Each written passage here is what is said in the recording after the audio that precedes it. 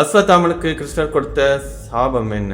கௌரவர்களின் படையில் எஞ்சியிருந்த அஸ்வத்தாமன் 18ஆம் நாள் இரவு பாண்டவர்களின் முகாமில் தூங்கிக் கொண்டிருந்த திரௌபதியின் 5 புதல்வர்களை அவர்களுக்கு தெரியாமல் கொன்றான்.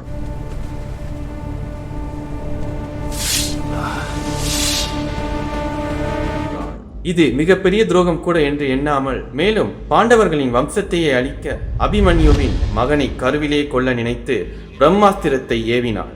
இதனால் கோபமடைந்த கிருஷ்ணர் அஸ்வத்தாமனின் நெற்றியில் இருந்த மணியை பிடுங்கினார். அஸ்வத்தாமன் கலியுகம் முடியும் வரை அவனது நெற்றியில் இருந்த தெய்வீக மணி பிடுங்கப்பட்டதால் ஏற்பட்ட புண் ஆறவே ஆறாது. அந்த காயத்திலிருந்து எந்நேரம் ரத்தம் வந்து கொண்டே இருக்கும். மனித நடமாட்டம் இல்லாத காடுகளிலும் பாலடைந்த இடங்களிலும் வாழ வேண்டும்.